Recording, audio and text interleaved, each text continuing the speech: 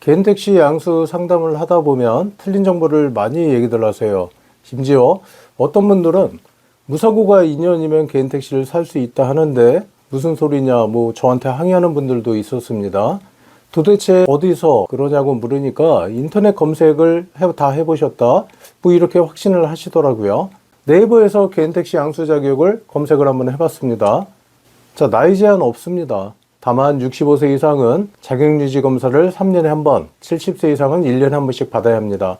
운전면허도 이종보통 이상의 운전면허증만 있으면 되고요.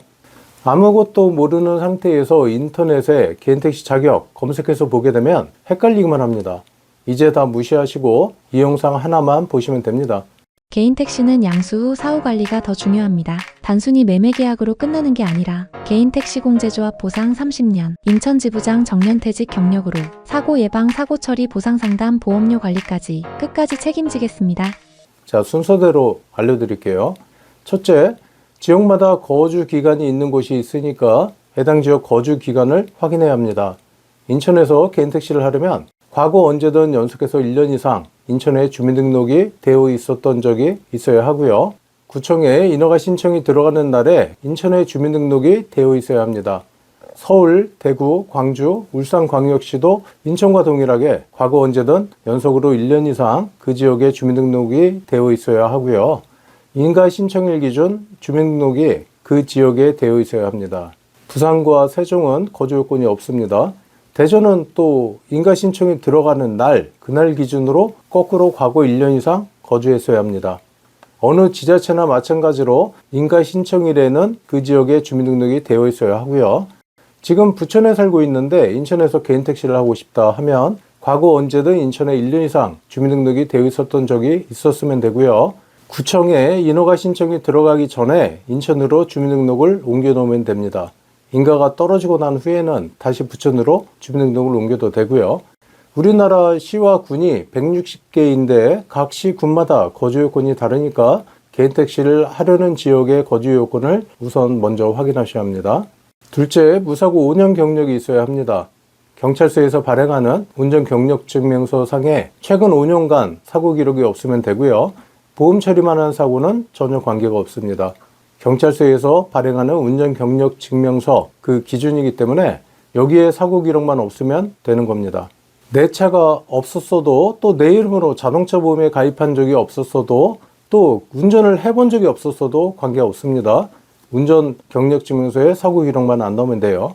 셋째, 특정 범죄가 있어도 안 되는데요. 모든 범죄가 안 되는 건 아닙니다. 여객자동차 운수사업법에 명시된 범죄가 아니면 됩니다. 특정 강력 범죄나 보복 범죄, 미성년자 약취유인, 뺑소니, 상습 강도 절도, 마약, 성추행 등 범죄로 금고 이상의 실형을 선고받고 형 집행이 종료된 후 제목별로 6년에서 최대 20년 동안 개인택시를 할 수가 없습니다. 위 범죄로 집행유예를 받은 경우에는 집행유예 기간이 지났으면 되고요. 벌금형은 관계없습니다. 이 외 범죄들 상습이 아닌 단순 절도죄, 또 폭력, 사기, 횡령 이런 것들도 굉장히 많이 문의하세요. 앞서 말씀드린 그 범죄 아니면 됩니다.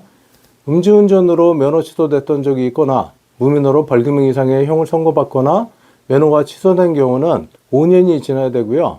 음주로 면허 정지된 적이 있으면 3년이 지나야 됩니다. 과거 3년 안에 운전면허 벌점이 180점을 초과하면 안 되고요. 과태료 처분을 3회 이상 받으면 안 된다는데 맞냐고 문의하시는 분들도 많이 있으시더라고요. 일반 교통법규 과태료가 아니라 여객법에 의한 운수종사자 준수사항을 위반한 과태료입니다. 택시 운전 경력이 없는 분들은 이런 과태료 처분 받았을 일도 없겠죠. 또 파산 선고받고 10년이 안 지났으면 결격 사유가 됩니다. 단 파산 후에 면책 결정을 받았으면 관계가 없고요.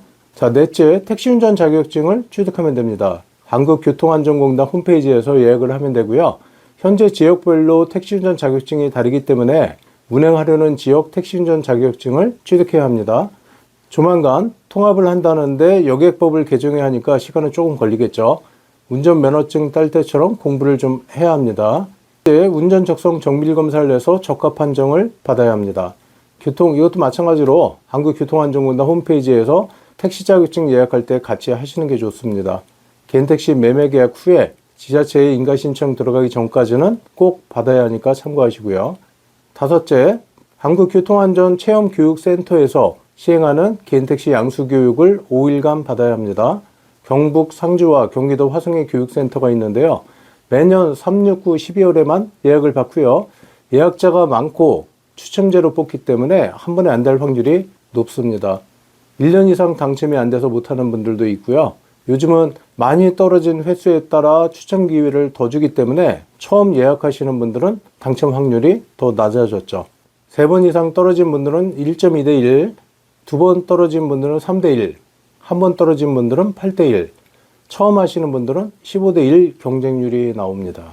이렇게 양수교육까지 받게 되면 개인택시 매매 계약을 하고 지자체에 인가 신청이 들어갈 수 있습니다. 보통 15일 정도 걸리고요.